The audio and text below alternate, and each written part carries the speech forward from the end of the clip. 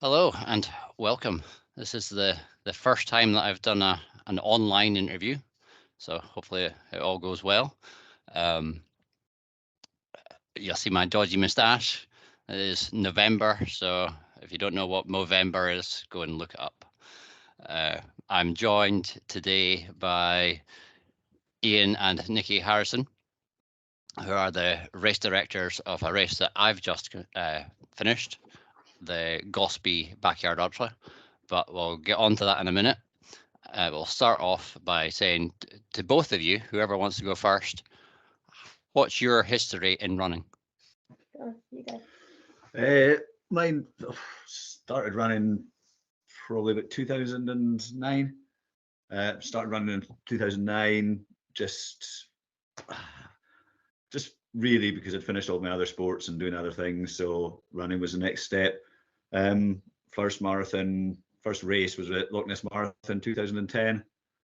And just from there, first ultra marathon would have been Jedburgh Three Peaks. And I've slowly progressed up to stuff like yourself, doing some long distance silly stuff. What about Nikki? You're a runner as well? I play at running. I used to run before children and did my first race was a 10k in Gosport back in 1992, I think, and then I stopped running because I had children and I've got lots of musculoskeletal issues, but I do like walking a lot. So my biggest achievement, I think, was London Marathon. It was the first London Marathon after lockdown. It broke my heart when it was cancelled twice in 2020, but it was the best thing I've ever done in 2021. Felt like a superhero at the end of it. So I'm doing that again next April. Yeah. Okay. So you say that's your biggest achievement so far? For running, yes. Well, it was more of a walk run, more of a jeffing thing, but walking wise, I walked the East Highland Way in 2.5 days with Ian last year. And I've done a few Glenmore 24s, and the biggest one was 55 miles this year after some very good, strong advice from a fellow runner. But yeah, I love walking. What about yourself, Ian? What's your biggest achievement? I think the longest run I've done was a race across Scotland. So that's 215 miles, but I think I did about 224 after I got lost a couple of times. So that's probably my longest run. Biggest achievement wise, I actually think doing my first 100 miles. That was a huge thing for me, doing the first 100 miles. Didn't expect to do it at the time I did it, but yeah, that was massive. And after that, I would say race across Scotland was my furthest. You took 17 hours or something. 14 hours off my your first attempt. Yeah, so first time I did it was 77 hours, and the second time I was 63 the following year. So yeah, I would say that's probably. And you came third. Yeah. Plans to go back and take more time off? No. I've done it. Well, I've done it 3 times. So I've done it. I've completed it twice, and then one time I didn't complete it because it was a bad day at the office. But I think 3 times an attempt is enough. There's loads of other ones I'd like to do. You did get the fastest known time for the 180. Yeah, I did the Highland 180 last year. Yeah.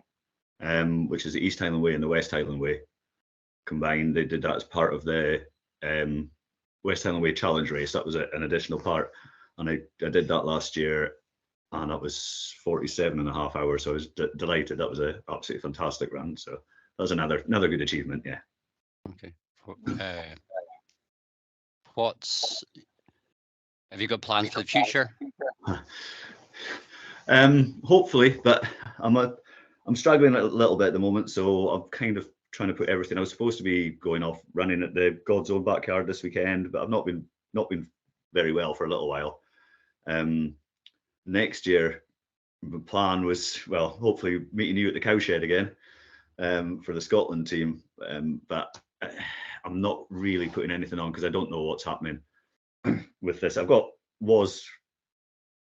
diagnosed as a chest infection to start with, but we've moved on from that, and so I'm struggling with quite a few things. So I'm not putting any plans in place until I get this sorted out. But hopefully I'll be better for the cowshed, and that'll be the next one. Maybe to give you a wee challenge this year instead of the embarrassment of this year's event. What about you, Nikki? What's your plans? London Marathon in April, and then I've got a 2-mile swim in Windermere, and I'm swimming to the Isle of Wight in June from the mainland. So yeah, that's it. How far is that? The Windermere Challenge is 2 miles, and the Isle of Wight is 1.3 miles, I think it is. Okay. From Hurst Point. A bit warmer down there than it is up with you. Yeah, the sewage is a bit of a problem though. Ian's saying that he's got something wrong with his chest infection or whatever it is. Yeah. You're not entirely sure. Have you had any other injuries in your running history? I've been really lucky up until this year. I've been so lucky, and then this year, I started off end of last year, started this year, picked up a knee injury, and just being daft, I didn't really stop enough. So it just got worse, and it turned out it was actually a problem with my hip. My right hip was throwing my left knee out for some reason. Nothing major, but it was enough to stop me running for a couple of months, and then I had to get physio and everything. And hopefully, touch wood, that seems to be better now. And once I get this chest thing healed up, I'll get back onto proper training. What about yourself, Nikki? Apart from that, I've been so lucky, very lucky with my injuries. Or is Ian's injuries your injuries, Nikki? Yeah. He's doing my head in. He needs to run. I need some peace. Yeah. Well,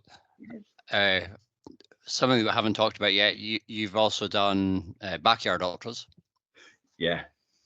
So start off explaining what a backyard ultra is. I've done them. I know what it is, but the audience might not know. They're actually brilliant, and they kind of suit my running style, because I'm not fast. I'm not a speedy runner.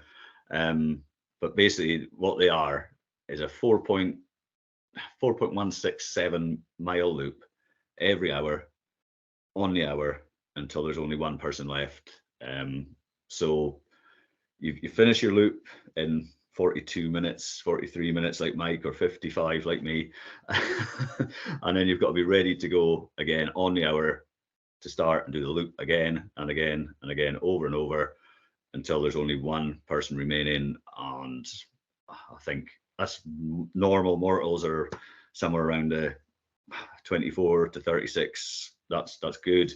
But the record at the moment is 108 hours, set by Harvey Lewis, is it? Harvey Lewis over in America this year, which is just mind blowing. So that's basically. You think our I've done 35, and what's yours? 36, is it? 36 is mine, yeah. And think that's only a third. Yeah, it's just incredible. Yeah, absolutely incredible what these guys achieve. But you never know, Mike. One day. Well, on you go. I was just going to say what I've done in the backyards of. On you go. Yep. Yeah, my first one was Orkney last year. Yeah. Yeah, it was up in Orkney last year, which still absolutely brings a smile to my face. It was one of my favourite runs I've ever done. It was just brilliant. Folk up in Orkney were just superb. It was so friendly. It was just an absolutely great event. So that was my very first one, and I was fortunate to actually win that. 28 yards, loops, 28 yards was what I got on that. And then I think the very first time I actually met you was the following month in July. That was in June last year, and in July was a Highlander, and you were racing for Team Scotland. Yeah, probably. Yeah.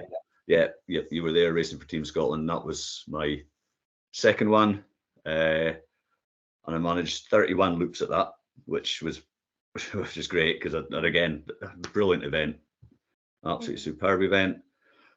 And then I went on to Suffolk. I actually got asked to run for the Great Britain team at last year's event. So I think I was a late call up because somebody else couldn't make it, but even still, I'll take it. I'll take that, and that's where I got my 36. And then I've done a couple more this year, which was Rasselbach, and again with you at in Wales. Yeah. So that's my history at the Backyard Ultras. So was that 5 you done now? Yeah, 5. 5, yeah. Okay. And this year you put on your own event. Yeah, well. Tell us a bit about that. I'll let you go at this one. Oh, well, everything happens after a glass of wine in this house. So like in lockdown, we did a backyard ultra in our own backyard, where we ran for, was it 10 hours? 12 hours in our back garden. So we thought, well, we'll put something on in Golspie for the local community to see what it's all about, because they've always supported Ian in his running. So we thought, well, we'll do that. So we managed to get permission from Ale Sutherland, and as soon as we got that permission, we just ran with it and ended up with 83 entrants and 72 people on the day. It's a lot of organising, but worth every minute of it. It was great. Yeah, it was absolutely great. It was just something we talked about doing a couple of events before, and it's always sort of been talk about things and talking, and just luckily we got the permission, which was a bit of a surprise when we got it, but we got it. And once we got that, it was just, let's get this, let's do this, and luckily it seemed to turn out really well. There's no point talking about something and never doing it, because that's a man thing. Well, nobody can experience it, and we had people that never run come along and just watch it, and then were addicted to it until the very end. And for this little village, it was amazing. It was amazing, absolutely amazing. The feedback that I've had from people home was the coverage. You were doing updates all the time, and they thought that was fantastic.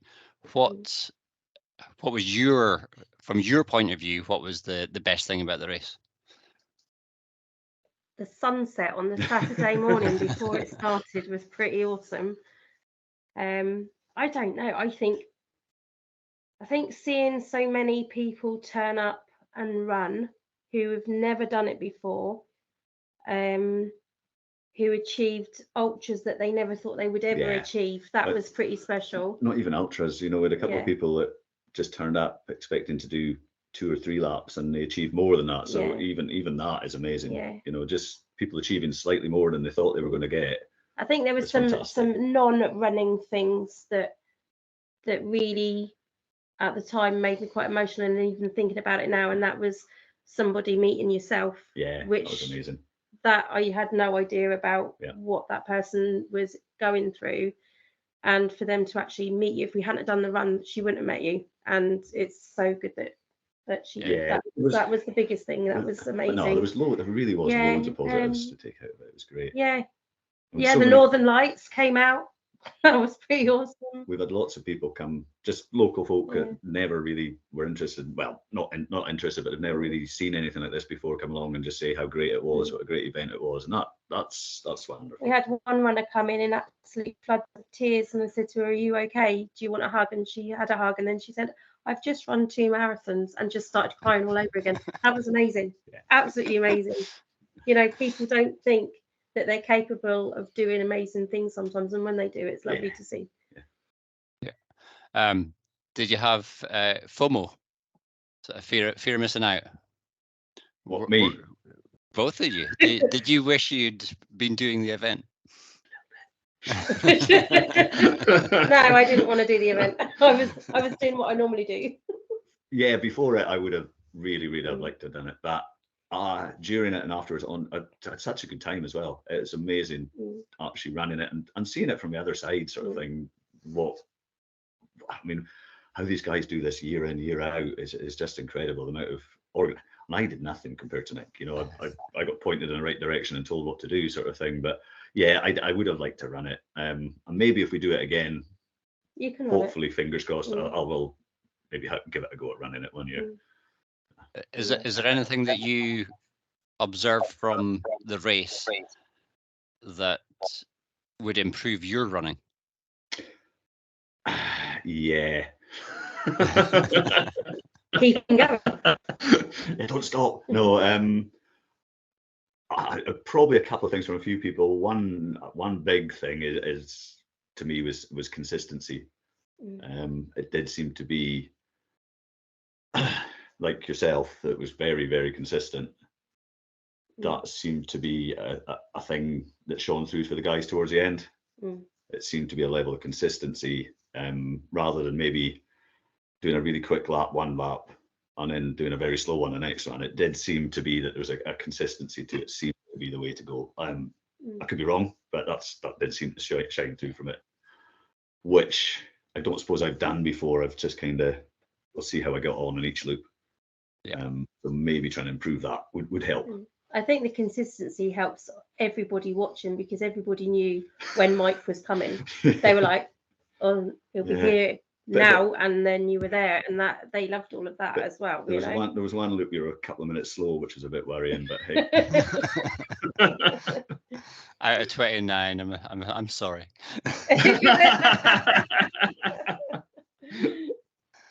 So, is there anything that you would change in the event? Well, first of all, do you think it's going to happen again? If we get permission, yes. I think it will. Yeah. So you want it to happen again? Yeah, definitely. Is there anything that you've learned from hosting the event that you would change for next time? Volunteers. Yeah, we were. I suppose it's natural to a certain extent. We probably didn't let people who had volunteered do enough. Yeah, we got told at one point, right, you've asked us to volunteer, now let us volunteer, sort of thing, because we kept micromanaging. Yeah. Which I think for our very first one was probably a little bit understandable, because we just wanted it to go so well.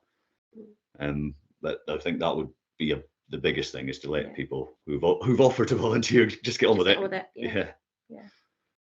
But I think from the race point of view, we can't guarantee the weather. That's out of our control, isn't it, really?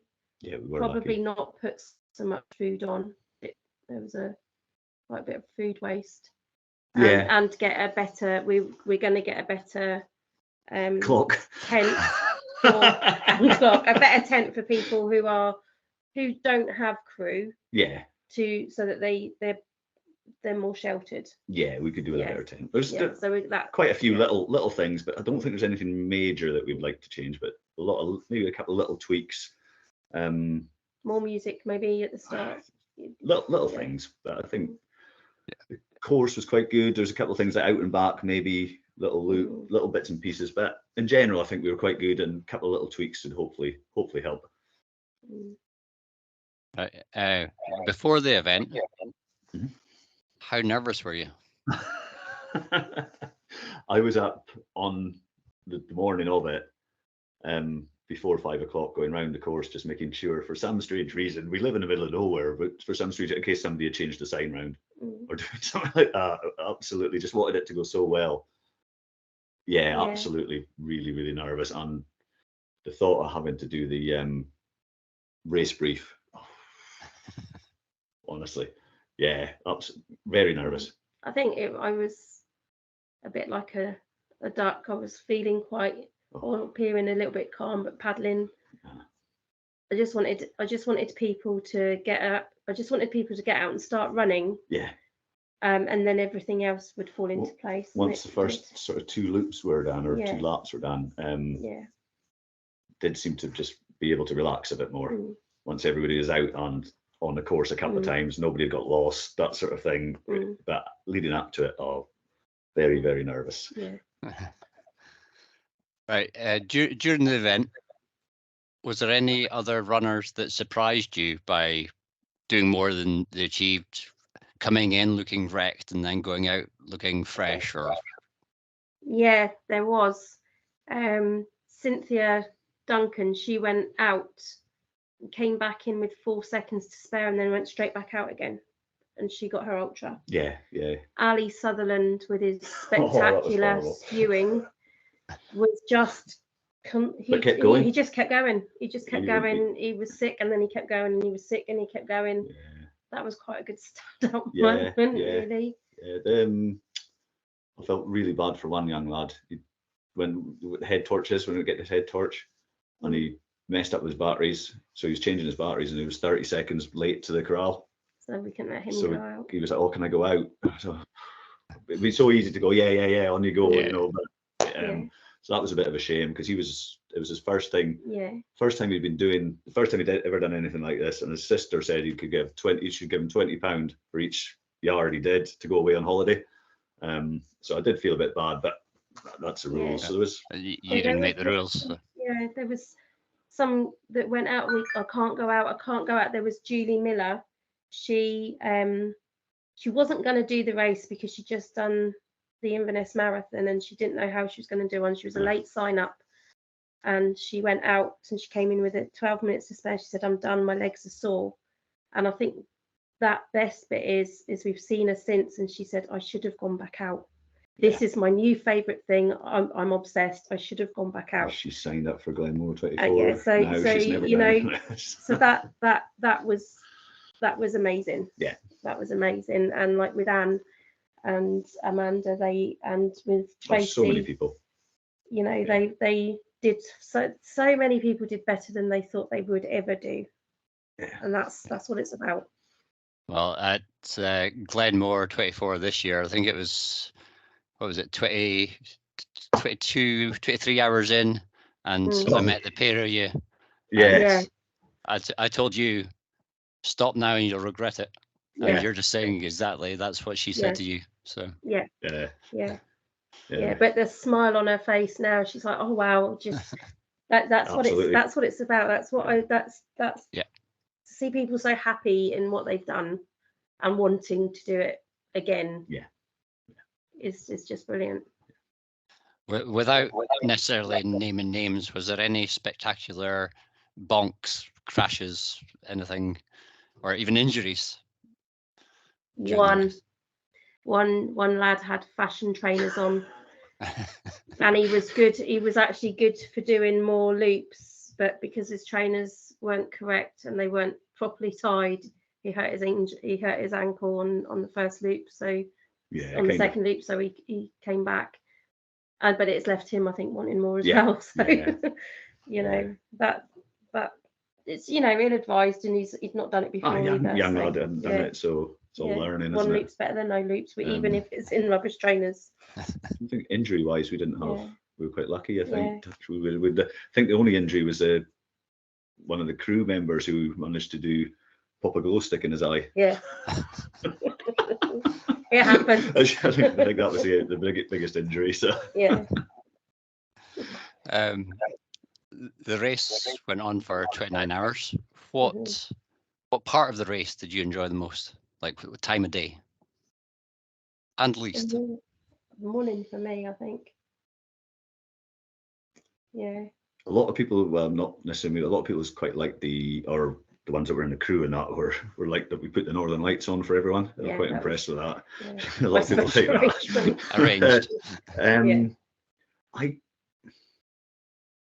don't know. I like the whole thing. I like the whole thing, but when you start seeing a few little competitions going on, not necessarily like yourself at the front and that, but there's sometimes little competitions all the way through between people. They might be trying to get their first ever ultra or things like that. I mean, one of the lads, the young lad, funnily enough, again, his thing was to win the first loop. That's all he was interested in. That was just a little thing, but all the way through, and then going through, just seeing just little competitions and how they work out between people, be it friendly or slightly rivalry. I think that I really enjoy that side of it. Seeing that was quite interesting. Yeah, in the morning when that sun started to come, not the sun, when it started getting light. Yeah, after 14 hours of darkness, it's quite nice seeing the light come through. There was a lot of darkness. If we do it again, we might start at 9 o'clock in the morning, just so you get a little bit of extra daytime. But that's pushing time, I think, for people getting registered. It's difficult because most of them start at 12, don't they? Yeah, but for me, it wasn't so much like the amount of daylight. Yeah, it was the amount of darkness. So even starting at 9 o'clock, you would still have the 15 hours of darkness. Yeah. So And it is pitch dark out there, isn't it? Yeah. You definitely need to have a decent head torch. Yeah. Come back to the nervous before your event. How does that compare to being? Do you get nervous before a race? Yeah. I think the actual organising it was probably more nerve-wracking, especially probably more for you than me, but it really was, because there's so many people, not relying, but there's so many people that you've got to try and get it right for. When it's your race, it's kind of just, it's you that you're responsible for, if you like. It's just you that you've got to get right for. I do get nervous, yeah, there's no doubt. I definitely get nervous before races. It's always an unknown, isn't it? No matter what you're going into, it's a bit of an unknown. So yeah, definitely get nervous. What about you, Mike? Do you get? I don't seem to anymore. I used to, but I think I'm on something like 58 ultras. So right, okay, I'm used to it now. Yeah.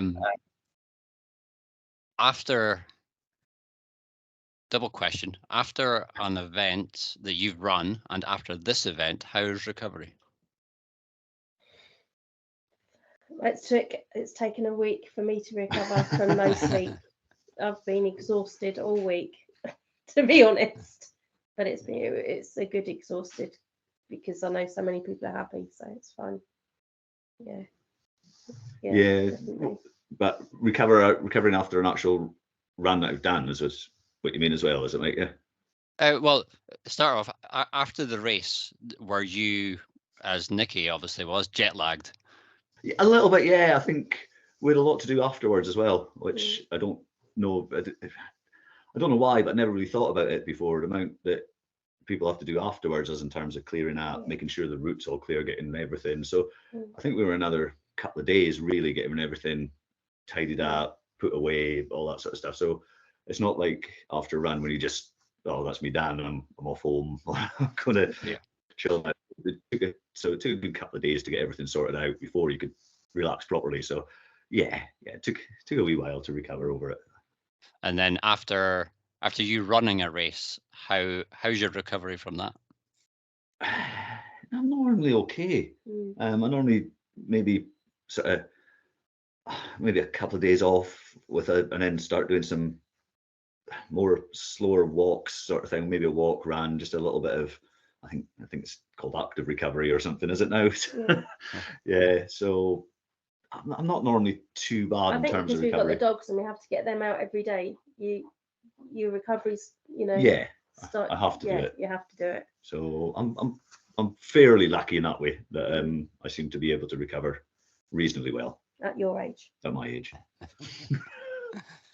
Do you do any like cross training?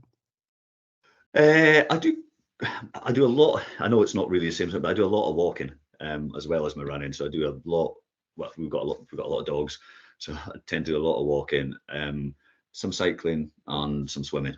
And I know I need to start doing more strength and conditioning, which with me, which is what I do. Which I've not been great at in the past, but I do need to do it. If I want to improve and keep going for longer, I need to do it. So that's in my next plan, is to add that into my training. What about food during the race and your normal diet day to day? Food on a race is probably my biggest issue. I really, really struggle. That's only happened in the last couple of years. I've started to struggle. Well, in fact, it was a Highlander was the first time I really started to struggle with my food. And since then, I think it might be a little bit psychological. It might be in my head that I think I'm going to be sick. So it's there. Up to then, I was fine. And I pretty much eat what Nick, because Nick's always crewed for me all the time I've done them. So you pretty much have stuff ready for me. It can be soups, sandwiches, a bag of crisps here or there, but Nick's always been really good at crewing for me, so I eat what I'm given. And there's no option. And during Glenmore 24, what were you eating there, Nick? I was a cup of tea most weeks, and then I was just trying to really stick to, because I was walking, I didn't really feel the need to eat loads. It was just a walk. So I had a pot noodle, I think, for my dinner, and then I had a few little bits of flapjack here and there. That was that was pretty much it, because I don't like eating lots and lots of processed things anyway. So I didn't even want to have a pot noodle. I'd rather have had a salad and fruit and some protein. So because I was trying to stick to my food plan as well. So yeah, definitely a cup of tea every loop. Definitely. Best cup of tea ever. What I've just got a couple of last questions to ask you. Yeah, what kind of shoes do you wear normally? I've been wearing for the last few years the Ultras. Yep. Same here. Yeah, so I've worn them for 4 years now, maybe. Yeah. I was Hokas before that, but I found them really tight across my feet. So I went to Ultras, and they've been absolutely superb. Yeah. So they seem to suit me. They're roomy. They've got the cushioning. Yeah. So that's mine. And I'm just so corny. I Google shoes for fat people and I buy them. With lots and lots of bounce. It's whatever works for you. Yeah, exactly. Not comment on it. Yeah. Right. Last question for both of you. Yep. Have you got a dream race that you would want to do? Mine's not necessarily a race. It was something I wanted to do this year. I'm 50 this year, so I really want to do this, but just with things that have happened. There's a National Trail Scotland. It's something I'd like to do. It's not a race, but it's a basically, yes, I'll get this wrong. You start in Yethome, is it? Yeah. And you finish at Cape Wrath. Yeah, that's it. And you finish up at Cape Wrath, and it includes a lot of little sections of some of the best Scotland national trails. So you'll have a little bit of St Cuthbert's Way, Southern Upland Way, West Highland Way, all the way up, and it's 530 miles. Yeah. Not as a race, but something I'd love to do at some point over, maybe if I could do a week, something like that. It would be absolutely fascinating, very fantastic. Something hopefully I'll get done. Okay. And Nikki? I'm doing it in June. I'm swimming to the Isle of Wight. Ever since I was a little girl, I've always wanted to swim to the Isle of Wight, and touch with that's going to happen. I'm meant to be doing it as well, but I don't like the cold. And the sewage, apparently. Well, yeah. I wouldn't mind doing, the Channel swim one time. But I've done my dream races, the London Marathon and the Great North. I've done both of them, and they were just amazing. Yeah, go on, Mike. What about you? Because you've done some odd ones over the last few years. So I honestly don't know at the moment. The ones that I've done weren't necessarily the dream race at the time. They just happened to. For me, it was West Highland Way. Yeah. UTMB, and then I don't know. I just do whatever after that. I'm enjoying backyards at the moment. I've done 8, I think now, and that is my format. It suits me. It's I love it and hate it at the same time. So. You need a race where maybe somebody can push your mileage to get you up a few more yards. Do you think? I think so. I did Suffolk in the year that they set the record at 82, but that was my first one. Yeah. And I've learned a lot since then. Yeah. And I've applied it and it's worked. So but anyway, thank you for pleasure. Nice speaking to you again, Mike. Yeah. And thanks everybody for watching, and goodbye. Right, we'll see you soon.